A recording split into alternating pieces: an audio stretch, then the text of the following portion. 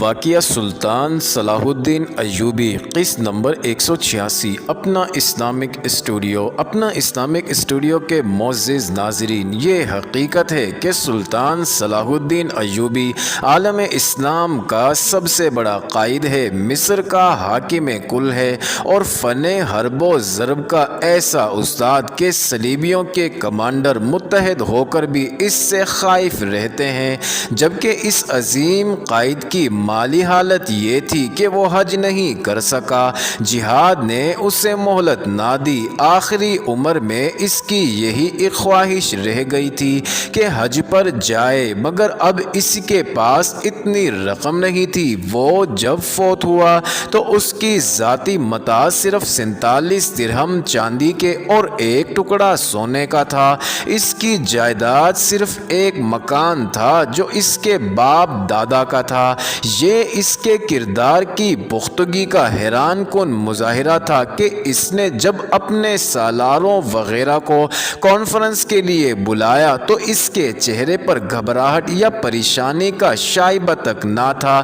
Conference کے حاضرین پر خاموشی طاری تھی۔ انہیں یہ توقع تھی کہ سلطان ایوبی گھبرایا ہوا ہوگا، مگر اس نے مسکرا کر سب کو دیکھا اور کہا، میرے رفیقو، تم نے بڑے ہی دشوار اور پیچیدہ حالات میں میرا ساتھ دیا ہے۔ آج ایسے حالات نے ہمیں للکارا ہے جو بظاہر ہمارے قابو میں آنے والے نہیں، لیکن یاد رکھو اگر ہم نے ان حالات پر قابو نہ پایا تو ہم سب کے لیے دنیا میں بھی رسوائی ہے اور خدا کے حضور بھی رسوائی۔ دنیا میں تاریخ ہماری قبروں پر لعنت بھیجے گی اور روز محشر وہ شہید ہمیں شرمسار کریں گے جنہوں نے اسلام کی آبرو پر جانیں قربان کی ہیں۔ اب وقت آ گیا ہے کہ ہم سب جانیں قربان کر دیں۔ ناظرین، اس تمہید کے بعد اس نے اپنے اعلیٰ حکام کو ہر ایک تفصیل بتائی اور کہا کہ اب انہیں اپنے بھائیوں کے خلاف لڑنا پڑے گا۔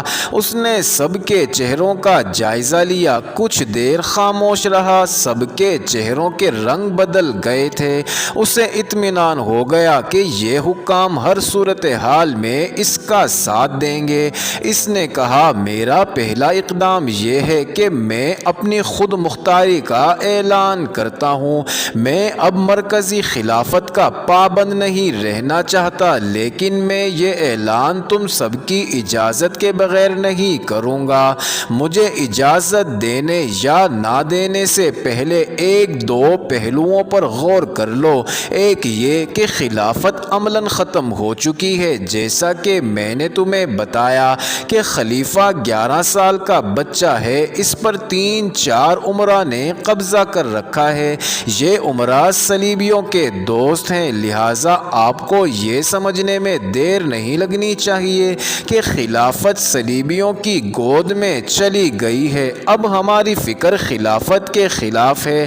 اگر تم خود مختار اور آزاد نہیں ہو تو تمہیں خلیفہ کے حکم ماننے پڑیں گے اور یہ حکم سلطنت اسلامیہ کے لیے تباہ کن ہوں گے۔ کیا ان حالات میں یہ اقدام صحیح نہیں ہوگا کہ میں مصر کو خلافت سے آزاد کر دوں؟ اس کے بعد تمہارا ہر قدم ایسا آزادانہ ہو جو اسلام کی بقا کے لیے ضروری ہو۔ کیا آپ خلافت کے خلاف کارروائی کرنا چاہتے ہیں؟ ایک سالار نے پوچھا۔ میں نے ابھی فیصلہ نہیں کیا، سلطان ایوبی نے جواب دیا۔ کل پرسوں تک میرے وہ ایلچی واپس آ جائیں گے جنہیں میں نے امراء کی طرف بھیج رکھا ہے۔ اگر مجھے جنگی کارروائی کا فیصلہ کرنا پڑا تو گریز نہیں کروں گا۔ آپ مصر کو خود مختار مملکت قرار دے دیں۔ ایک حاکم نے کہا، ہم 11 سال کے بچے کو خلیفہ تسلیم نہیں کر سکتے، تو کیا تم سب مجھے سلطان مصر تسلیم کرو گے؟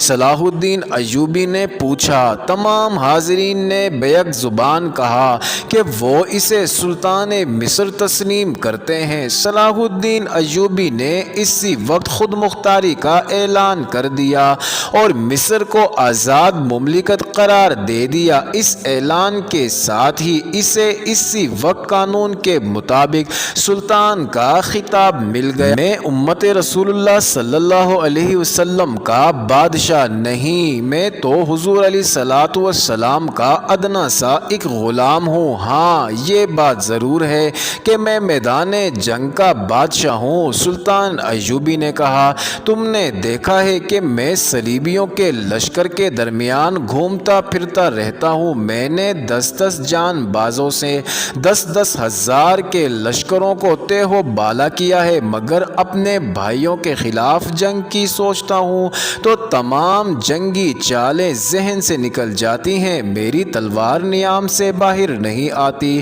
مجھے اور تم سب کو یہ دن بھی دیکھنا تھا کہ ہم آپس میں لڑیں اور صلیبی تماشا دیکھیں، یہ تماشا ہمیں دکھانا ہی پڑے گا۔ سلطان محترم، ایک سالار نے کہا، اگر اپنے بھائیوں پر الفاظ کا اثر نہ ہو تو تلوار استعمال کرنی ہی پڑے گی۔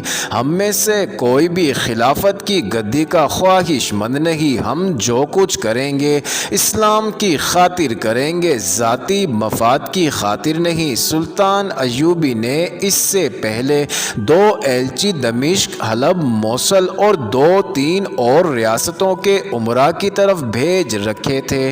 اس نے سب کو طویل پیغام بھیجا تھا جس میں اس نے سب کو صلیبی خطرے سے آگاہ کیا اور انہیں متحد ہونے کی تلقین کی تھی۔ وہ انہیں اسلامی وحدت کا قائل کرنا چاہتا تھا۔ دونوں ایلچی مایوس واپس آ گئے، کسی ایک بھی امیر نے اس کے پیغام کو قبول نہیں کیا تھا، بلکہ بعض نے مذاق اڑایا تھا۔ ایلچیوں نے سلطان ایوبی کو بتایا کہ وہ سب سے پہلے خلیفہ کے دربار میں گئے، پیغام پیش کیا تو خلیفہ نے خود پڑھنے کی بجائے ان امراء کے حوالے کر دیا جن کے ہاتھوں میں وہ کٹ پتلی بنا ہوا تھا، انہوں نے ہی اسے خلافت کی گدی پر بٹھایا تھا۔